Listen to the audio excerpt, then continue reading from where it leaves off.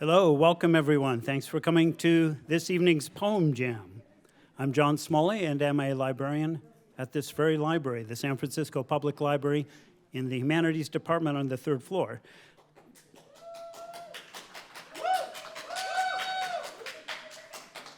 So before we get started, I want to take a moment to acknowledge our community and to tell you about a few programs coming up this month. On behalf of the Public Library, we wish to welcome you to the unceded ancestral homeland of the Ramaytush Ohlone, who are the original inhabitants of the San Francisco Peninsula.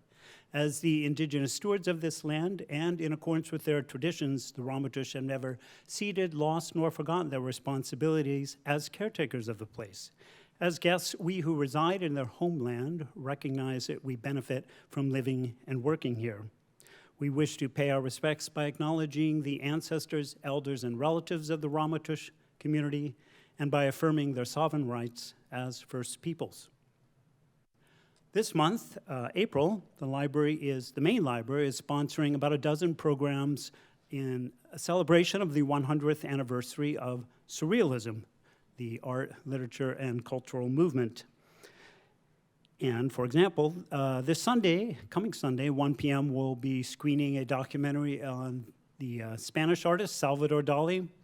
And at 4:30 on Zoom, there will be a presentation by art historian Carla Hübner on the Prague Surrealist group. There is a flyer on the table to your right, which lists all of the Surrealist programs. April is also National Poetry Month, and we have several wonderful poetry programs coming up a week from today. Next Thursday, we'll have a reading featuring Michael Koch and also James Cagney. I hope you will come to that reading. You can pick up a flyer that lists all of the poetry events this month, also on the table to your right. For those of you who may be here for the first time, I want to mention that the Poem Jam series takes place every month, second Thursday of each month. You can find out more about our programs by picking up a program or newsletter from the table. You'll also find cookies and other goodies. There's also a limited edition Poem Jam pin. You can help yourself to those. Or you can always check our website, sfpl.org. There's an online events calendar there. Filter for poetry and you'll come up with the poetry events. Or surrealism, and you'll come up with the surrealism events. There is actually a 100 years of surrealism filter. So that's all for comments. Without further ado, I want to turn the microphone over to the poet Kim Shuck, who is the host of the Poem Jam series. Please give Kim a warm welcome.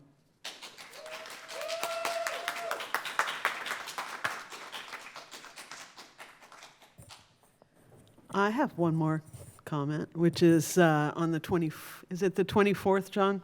Yes. On the 24th, I have another program in this very room. So basically 2 weeks from now, same bat time, same room, in what we lovingly call the Poetry Dungeon, which does make it sound a little sexier than when I used to call it the Poetry Bingo Hall. I'm really excited about tonight for a lot of reasons.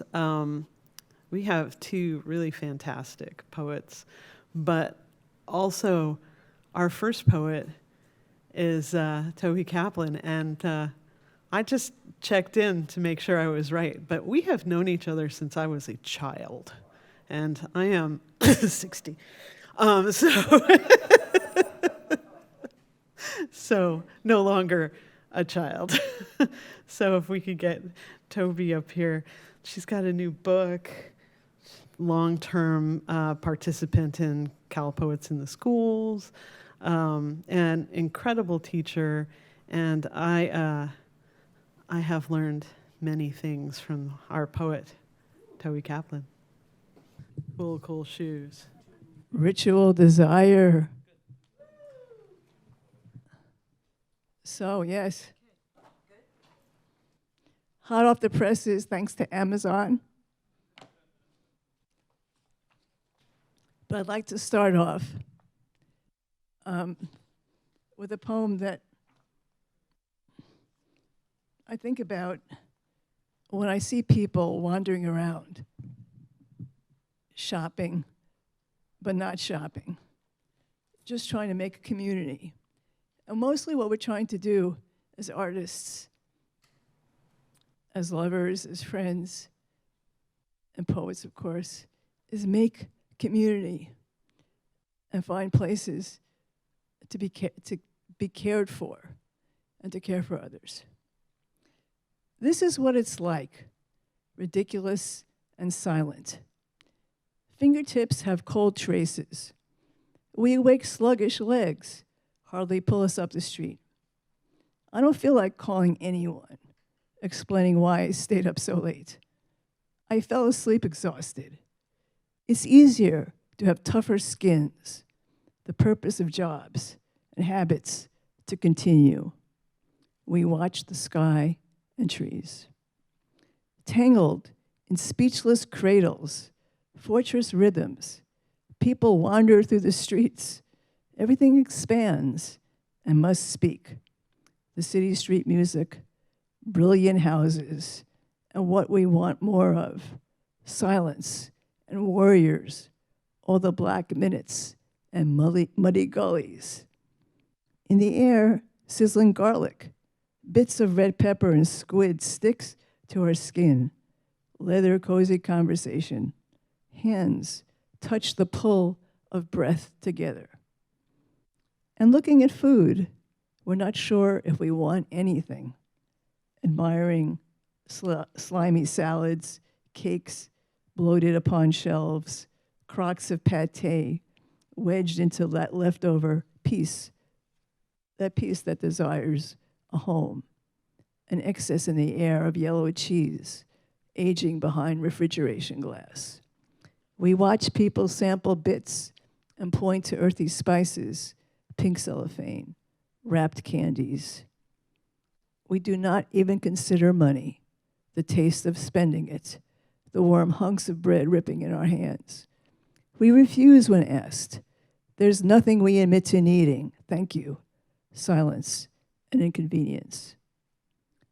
Lies sit in telephone booths or church pews. Feet scrape on the pavement. Breath reaches into traffic. We are the window and the face in the store.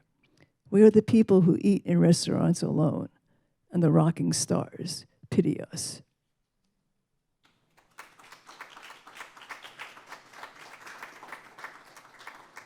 So when my friends helped me pull this book together a few months ago, I like to say this is Ritual Desire, Recent and Selected Poetry, Volume 1. There'll be more.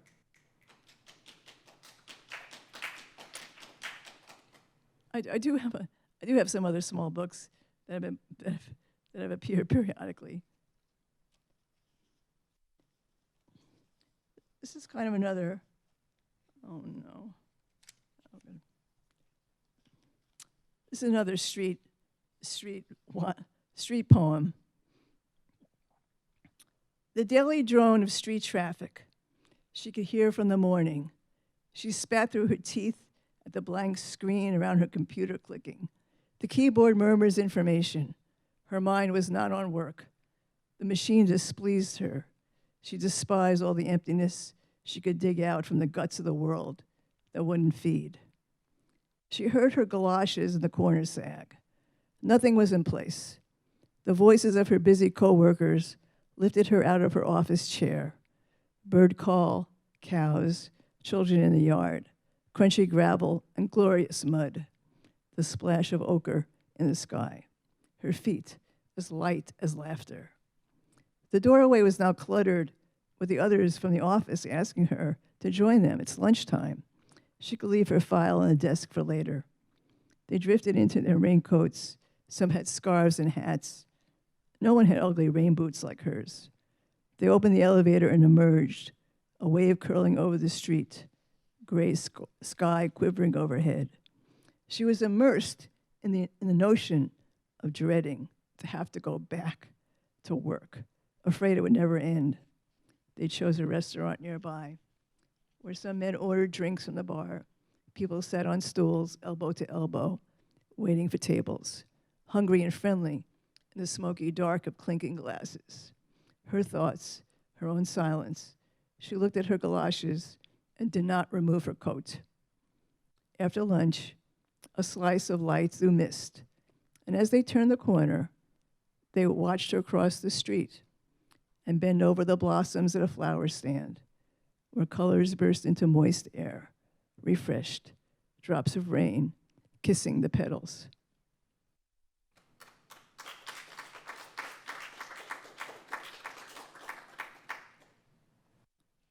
I have fabulous praises in this book. One of them from my friend Kim Shuck on the back. It's a bargain for National Poetry Month. $20. There is something I must tell you. I cannot rest. I cannot remain silent. I am writing a lyrical essay about the lines. It's about lines in verse. Sometimes it's lovely. It's a boating party. Sometimes it's clutter. All that laughter, all those children. It's what you do with your body. If it's jazz, it's poetry. It dances or wags a tail, telling tales created by the village. Waking the sleepers, this boat takes its message across astonishment. You have never been anyone or anywhere except this typography of jazz and slogans. How's my voice? You're so kind.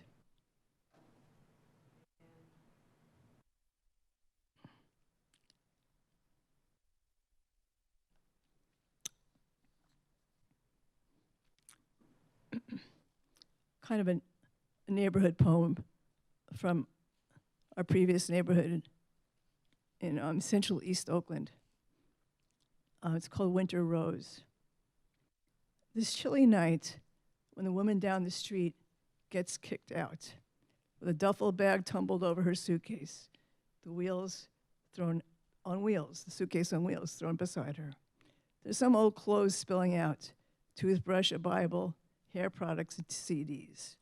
She's leaning quiet, fuming, angry, sad, lost, maybe on her stoned high, against a truck that belongs to someone she doesn't know. No one I know either. She's tucked into herself, and I dare not say a word aloud, a greeting or a question, anything like, hello, can I help you? Because there's nothing I can really say. There's nothing I can really say or do. She's in worse shape than me. As I pass by with my 3 dogs who love me and love you. And that's the problem. It always is, I know. It comes down to love in one form or another. I want to reach out hoping someone nearby will come and rescue her. But then later up the street, a water drop on a rose petal and lamplight. There's only one hedge garden. I pull it under my nose. A man opens his door, next house over. Don't let your dog shit in my yard. Why would I want to do that? I'm your neighbor, I'm yelling back. I always pick up my dog's droppings in plastic bags. And he's so surprised that I've responded to his meanness. He tells me to go home, keep going, as if I stopped to figure out why no one loves him.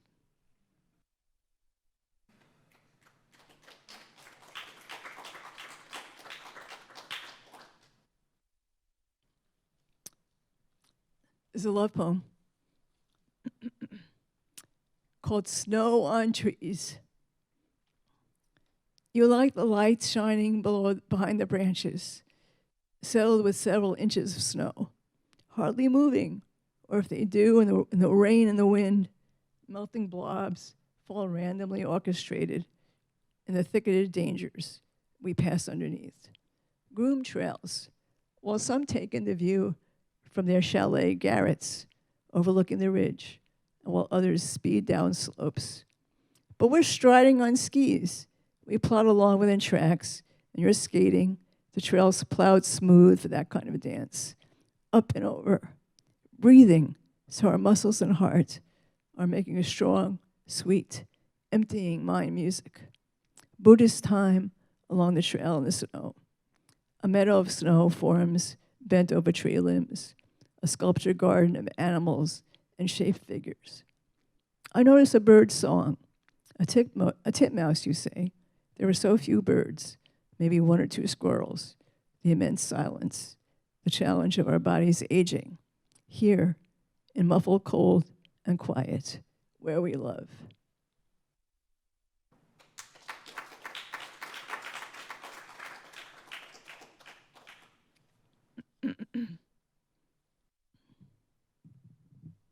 See how my voice holds. My voice is holding up. Tell me when it gets really bad. I always think it sounds terrible. This is a San Francisco poem. Kim, do you remember when I ran the bookstore called Talking Leaves on 99 Sanchez? Yes. Okay. So this is about that neighborhood. I guess it's north of Market, north of Castro. I don't know, what's the neighborhood now? Noka or something? DuBose Triangle. Yeah. Every once in a while, I realize I made a mistake. Tonight, after days of rain, the half moon and the stars appear, up there anyway behind clouds. The rain stopped, but I walked around with my umbrella open. Finally, someone told me. There's always a risk when the roads aren't clear, but I wanted to escape. So I told everyone I'd be out of town, but remained in bed for a few days. No one bothers. The transferring dreams where images rub through. I haven't been able to get through a book for months, pages and magazines every so often. Some need for stopping for breath, right here. My habit of writing, like a chameleon, struggles with identity. What I thought I said I heard, groping for words, play for keeps. Anyone can be disappointed if they have expectations. No one should be here against their will, coming through the water, questions, isolation. People who really want to have a good time and understand each other. Hunger, you gotta laugh. Stimulation, constant rain. Keep going into the night. Nothing to lose. I made this up, so it's mine.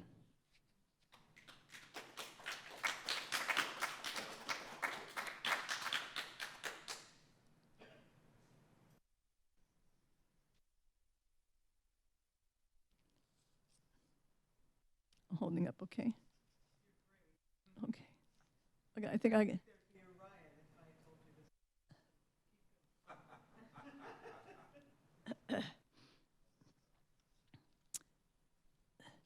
This message might be dangerous. You will never know what I will ask of you, what I will reveal, what I will demand. It might be best to ignore my any emails or texts or letters that you get from me, whatever you receive, any published or unpublished poems, notes, or drafts in my journals. That crumpled piece of paper placed in the bottle that you found on the beach is from me. Careful, be cautious. What I write might explode, might change your mind, your worldview, your beliefs or opinions, might encourage you to risk or take daring discoveries. And my words may jostle your attitude or bump into you and injure your perspectives. You probably will bristle at my descriptions, assumptions, or directions. You might not know what will hit you. It will take some time to recover. Your senses and your personality, your equilibrium. And if you ask me why I feel this way about my missives, I just might answer, it's best not to know. However, I find the same sort of danger in yours.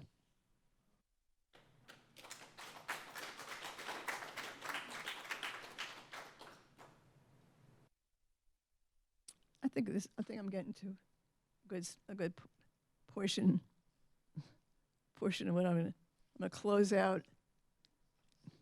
We're particularly proud of the picture in the back with me and Vita in Nantucket. It's a great photo.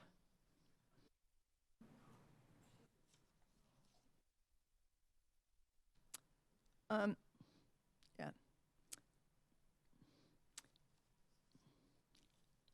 I'll close out with a couple of prose poems.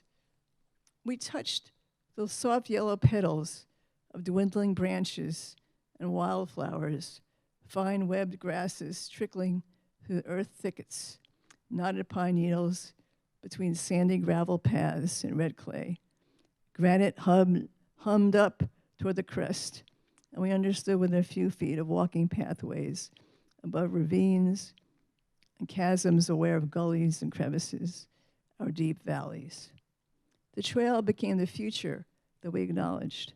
The dead and the living trod over this land, carrying gold one way, seeking silver the other, along with those forced into servitude and displacement. An artery repeated from memory and restored. An everyday ambition articulated similar routines, obvious to us as we noticed and embraced shadows. The sparkling masses appeared to us without anxiety. We knew how to mark our trail and keep going.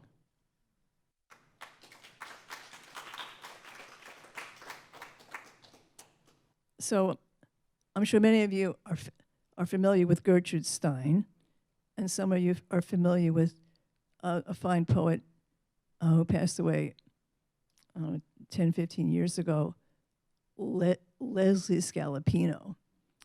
So this is, she had a collection called, that had a phrase about the language of dogs. So this is a riff off of Gertrude and Leslie. For each she was able to say and be sure that meeting something being herself, the language of dogs, the people wait outside the community church, that they were waiting for soup, she could say or learn how to speak the language of dogs. So the dogs would follow her home, or she could make decisions and decide something, anything, where to go for lunch or dinner, or which show to attend with her friend. For herself, she was able to say and be sure she wanted these days to be new and different, even though without wanting, each day could be new, and finally lonely, or be able to say lovely, darling, and to love the something that she was waiting for. Hardly a day passed when she couldn't wait to decide or learn to make a language and decide on soup for lunch. That she wanted soup, and she wanted to wait for something to make a decision, not to be lonely or hungry, but to be loved, and to speak a language that someone could understand. If she could decide to speak it, she would have to decide and have to wait at the same time. Being the same being for each one of these things, she was able to say and be sure about meeting the new thing being made inside herself that she was waiting for, that wanted to be said.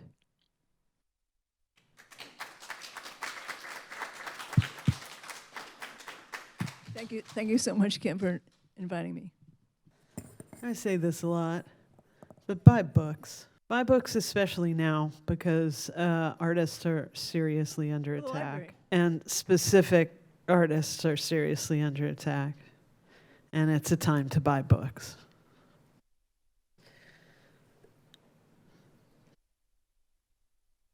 You've just been in the presence of a legend.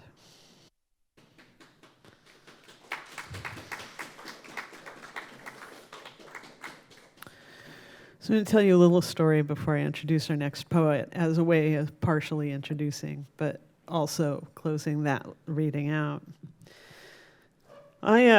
Because of who I am and who I knew, I got to meet a whole lot of great people when I was quite young. My first art teacher was Ruth Asawa.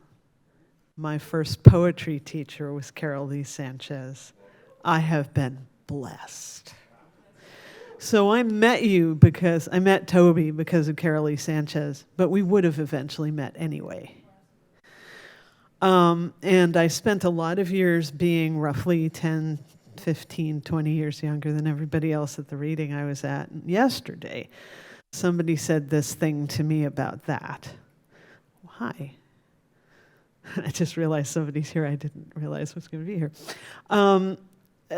Somebody said to me yesterday that maybe that's because I'm the last of a specific kind of thing. And whenever somebody says something like that to me, I think, about a horrible cartoon that was very popular in the early 70s about the last of this one kind of bird. And I know that that's not true, and I'll tell you how I know that. Our next poet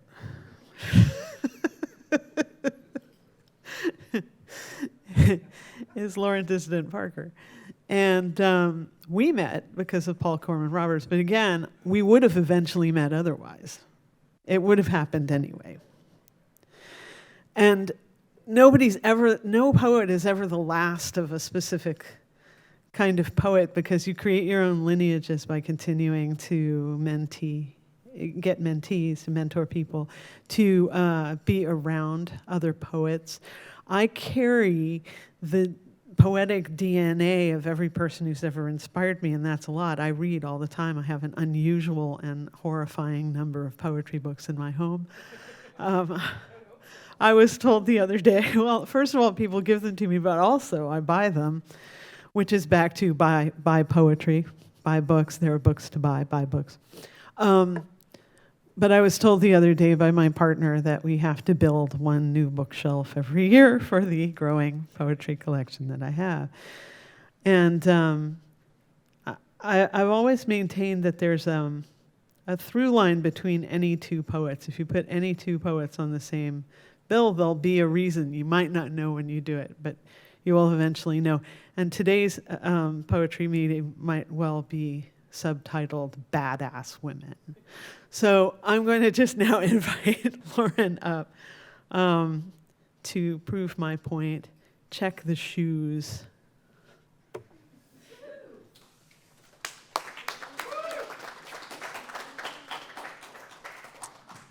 Thank you, Kim. I'm very honored.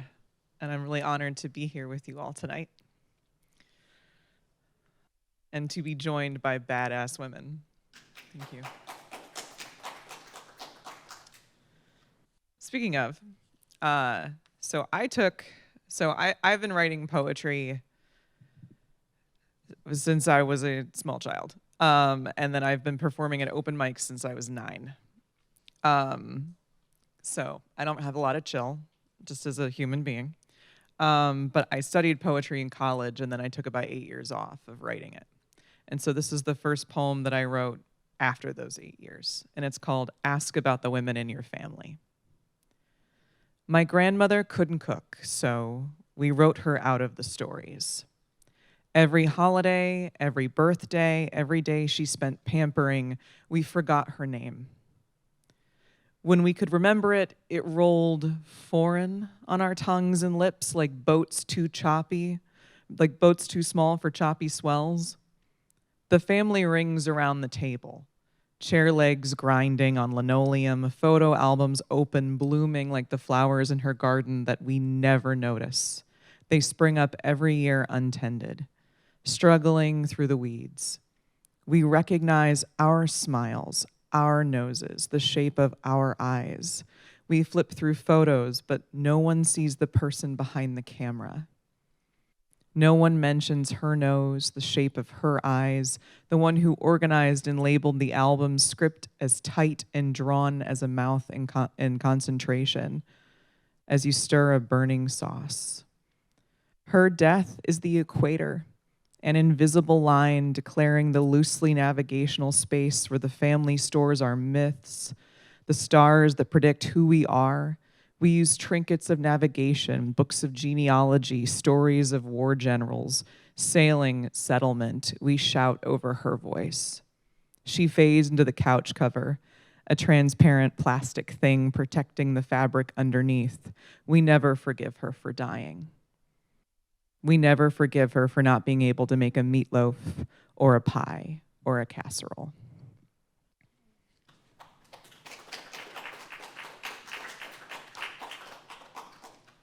So speaking of Paul Corman Roberts, shared mutual friend, this is actually a poem that I wrote in one of his workshops, which everyone should take if you've never done such a thing. I know from all the work around poems that they are supposed to mean something, even if that something is yelled with coffee breath at someone else as you bang your fist on the table of a writing workshop that you saved up to go to, and you're going to make the most of, damn it. So let me start by saying that this poem is about rain falling. The rain fell as I counted 6 large rocks I kicked with my right toe before I kicked a rock too big for my toes and too sharp for my feelings. And despite being angry already and being angrier still, I felt all the fire go out of me. I changed my mind. This poem is about sadness.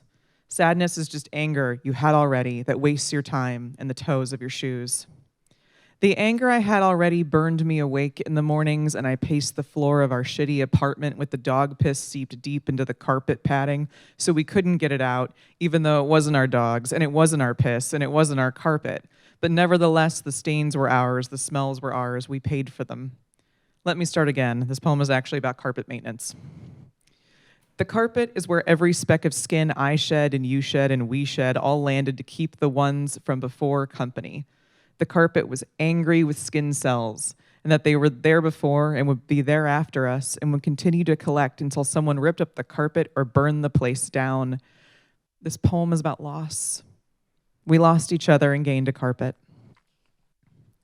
When we lost each other, my life was brittle and vitamin deficient. The fire in my chest burned so hot I was molten while molting a volcano shedding crust. Journal entries were just a list of things you missed, bullet points of how I changed and you didn't see them. This poem is just a list. This list is now my past. It's a to-do of what I have done or has been done to me, grains of sand eroded and deposited, and I am now new current, new coral, new fish. This poem is actually about the ocean, which I now live near. I live near this ocean, and I have only been once. Waded up to my waist to forget some new old love and feel the shifting of ground under me until I am just kicking against tide. I do not care that it is cold. I do not care that my toes are numb and they have kicked 6 large rocks. My scratched skin angry and throbbing, and the water soothes it. This poem is about how cold kisses can be the best ones.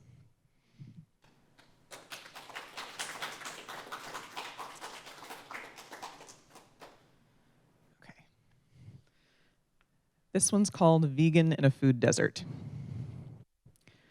I'm from the Rust Belt originally. I'm from a lot of places. I grew up an Army brat, and so I'm from food deserts.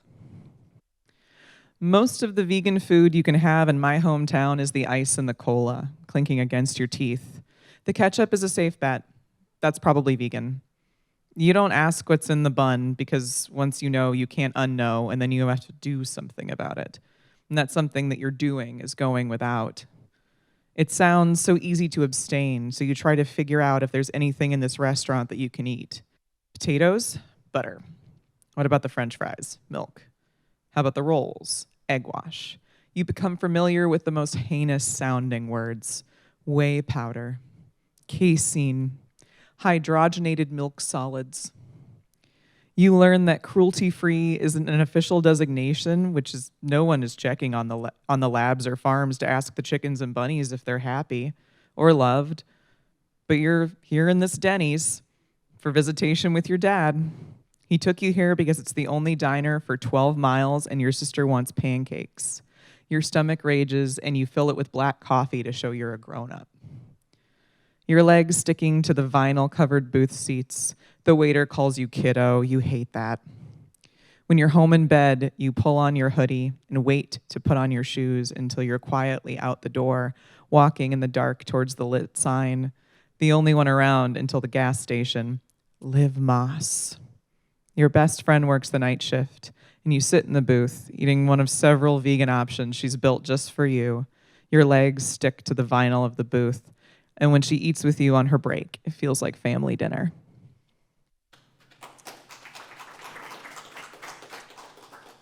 So in the nature of buying books, I put out a book this year.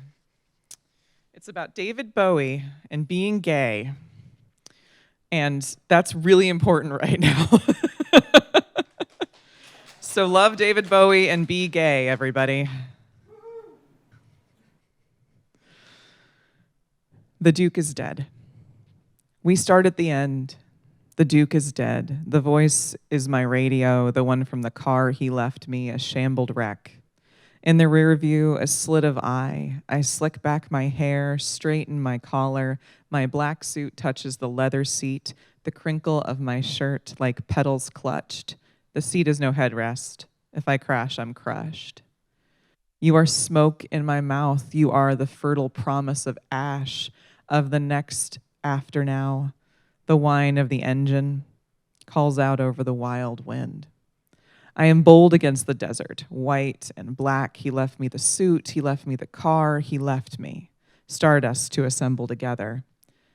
There is frost on my fingers and white dust in my pockets. We are in this together, you and me.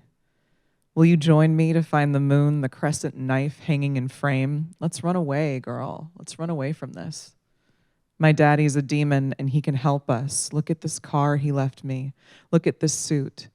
Don't I look like I could take care of you? With your kiss, my life begins.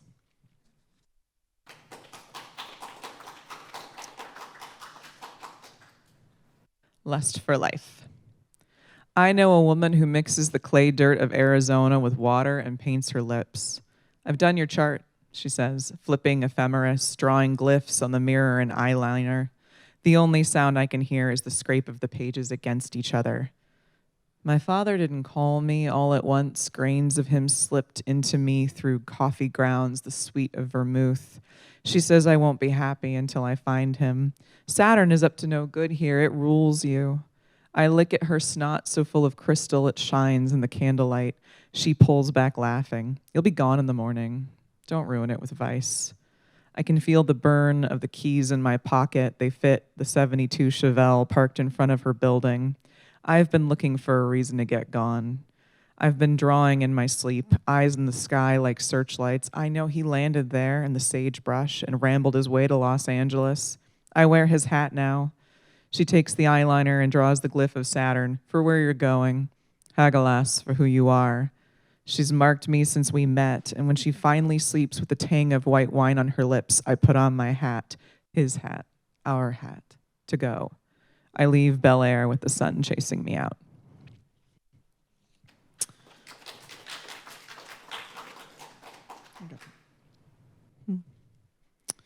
I marked a bunch, and now I'm deciding in real time. This is a poem about dysphoria, which feels really important right now. And so this is not one of the ones I normally read, but I'm going to read it. It's called Attack of the T-Rex. I hate having a body. I press on my eyes until patterns bloom like an acid trip, browns against blacks that lighten into a headache. When I hurt, I feel less human. The highway is guarded by dinosaurs, stone statues to entertain children, enough to toss $1 in a ticket machine, to run across pavement in the frozen likeness of ancient raptors cartooned for easy recognition. Mark it off the sheet of paper, take your photos, watch the shadows grow and shrink. I throw my arms up, they creak with hangover. My sweat is mostly gin, and I can make my shadow reach out its tyrannous arms, its tyrant king teeth. Shadow as black as a star, rigid as the teeth of the fur, feathers as preened as ornate lapels. My footsteps clack like the metals of honor, and you let my Saturn snatch and catch like a firefly in a jar. You list all the dinosaurs you can name, herbivores. You like all the ones that are gentle. My mouth tastes like meat and cigarettes. I press on my eyes.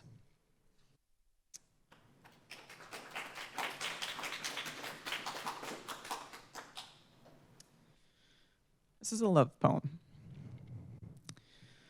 It's called Mojave. The desert and the sky have the same effect. You can't judge the distance. You can reach out and touch everything. You reach out to collect every star, and I fill your pockets with change and say, stars don't exchange like they used to.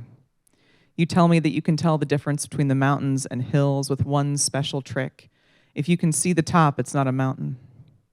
And even if I didn't have a spaceship to catch or a man waiting on me in the wild of the mesa, I would consider it worth it to ride off into the lush and crowded desert with you.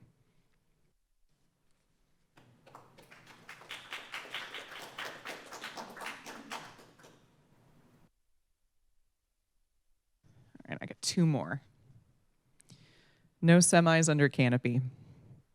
I take a job at a bar on the Arizona border. Car broke down, and I broke down and got sick of marking the miles and taking the long way. Just for a month, maybe 2. Easy enough to grease my hair and button up my vest at the old man's bar, and that's the best kind they make, where I remind them all of someone they knew long ago, which means they never really knew her at all. The Stardust Lounge is a sad sight, a beautiful ruin, everything in it sagging and greased like the smile of someone who's lived a long time and lost everything on a gamble. My baby works at the chicken restaurant across the street, and when our shifts end, even though our feet hurt, we dance under the one stoplight, me cast in red and her in green. There's a poster in the window of the theater where they've written the musical of The Man Who Fell to Earth. Coming soon faded into the white border. The Duke's face the same as mine. The points of our hats align. He is longer and thinner. Shadow Man. I am coming soon, weaving my way through towns and stretches of bewitched landscape. I'm not good at sitting still. I fill cups, pick at cuticles, put ache in my heart, placing something inside, stones on stones, damming up, damned myself in. Damn. I have to remember how to feel, practice sadness, look in the mirror, and work the muscles in my face to show anything. I'm as numb as I started. The truckers all know us now and don't even honk when we kiss over the bar. Your eyes are still bright when they see me. Did you always live like this? She asks me as I count my cut, enough to finally fix the roof, half of what we need for the brakes, and I cannot remember a time before now. As I pass cash from one hand to the other, pass drugs from one hand to my mouth, I try to remember some before time, wet with joy.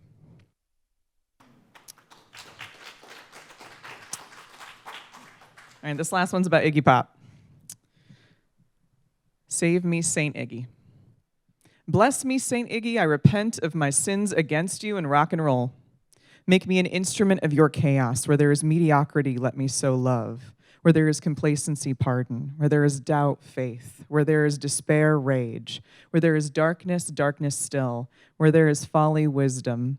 O divine disaster, grant that I may not so much seek as to be consoled as to console, not so much to find danger as to be dangerous, not so much to be loved as to love, for it is in taking that we receive, and it is in pardoning that we are foolish, and it is in diking that we awake to eternal life. O great goddess of the gas station tree line, emerging from sigil and storm, called with wunyo and algis and spit and want, you have made me and remade me, and you have bestowed on me all the good things I possess, and still I do not know you. And I will throw the bones still inside you. I have not yet done that for which I was made. Every spell I ever cast was about a girl. With a want so solid, stony, I can call a woman to me with a stick and a palm full of dirt. Teach me to seek divinity, for I cannot seek you unless you teach me, or find you unless you show yourself to me. Let me seek you in my desire. Let me desire you in my seeking. Let me find you by loving you, and let me love you when I find you.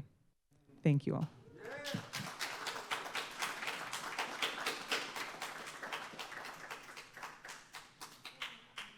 There weren't any juicy swear words.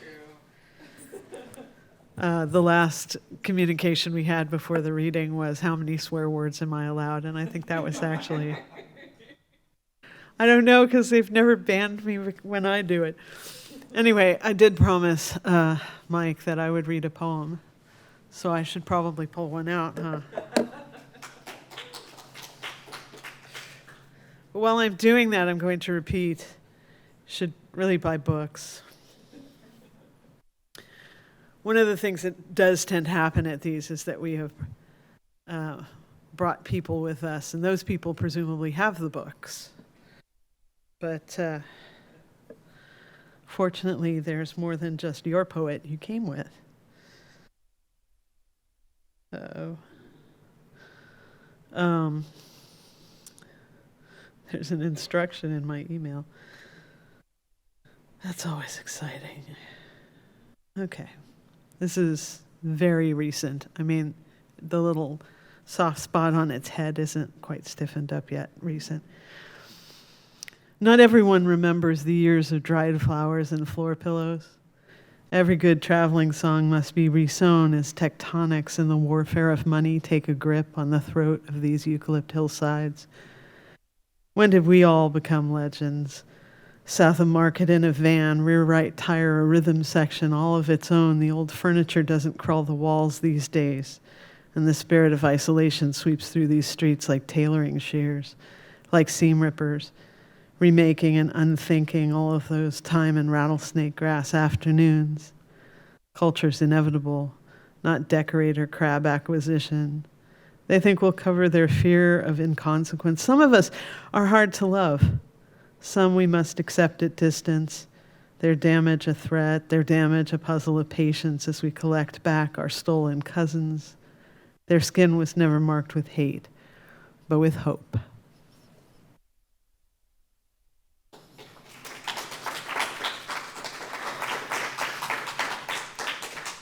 Have a feeling I'm going to be saying this for the next couple of years. The way forward is community. Community is the only way forward. The only way we get through this is to love each other as hard and as often as we can. Buy books. Thank you.